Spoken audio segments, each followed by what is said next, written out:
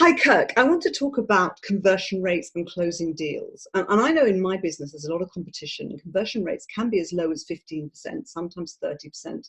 In the corporate world, in sales and marketing, it may be as high as 50%. But that's not very high when you compare it to hostage negotiators who succeed 99.9% of the time, which is absolutely phenomenal. What is it that you guys do that you have that huge level of success? Yeah, you're absolutely right. It's a phenomenon that goes on, but my best understanding of that is about understanding the level of training and replicating that successful process. So I've been inspired by people like the SAS, who part of their motto would be the pursuit of excellence is constant. And excellence only comes from reviewing success, not from reviewing failure. So hostage negotiators review 100% of the jobs they're deployed on. They record the successful tactics, and we debrief that and put it back into the training environment. So the training environment, which is intense and continuous, replicates success over and over again, and we eliminate failure. So if you focus and only debrief jobs that have gone wrong, you'll never achieve excellence. You'll only achieve good or very good. So we focus on even reviewing the jobs that were excellent, and we follow that process. The process would be understand what makes people tick, understand their values and beliefs, and the stories that they tell themselves about their beliefs.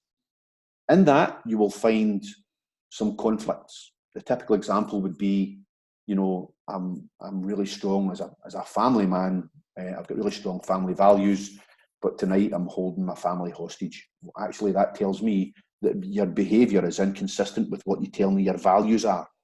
And when I recognise that my behaviour is different from what I think I am or who I think I am, that's what we would call leverage, right? That's just leverage that negotiators will use later on when it's time to close the deal. And once they gather enough leverage, they'll recognise that I've maybe got 4 or 5 strands of leverage, and that's my time to feed that information back to a person who's in a mode where they're willing to receive that information, and that's when you can influence their behaviour to the maximum. In the corporate world, it's about listening to people, other parties, other businesses. They might say A, but they really mean B. And when you eventually get to the point where you can have that conversation with them about what they said at the start of the negotiation or the business deal or the interaction is not really what could be the ultimate objective for them, you can then sell them a solution which is compatible to them. And you have to have them come out of that with dignity. That old negotiation tactic where, and I've heard it in the media, it's a win-win or it's a win-lose if you look at maybe some of the American styles where they think that it's been about being dominant. Actually, we teach a negotiation style which is about respect and dignity and recognise the other person's perspective and then finding some common ground, which is not the same as compromise. Finding value or some other form of value in amongst the words that they speak about. So for me, it's about recognising the other person, allowing them to come away from their original statement or demand, figure out what they really want, and then feed back to them leverage in the form of this would be a reasonable solution. Most good negotiations go along the lines of, let's sort this out, Maria. How do we go over this problem? It doesn't have to be a combative environment. Brilliant. That was a masterclass in an answer. Thank you so much.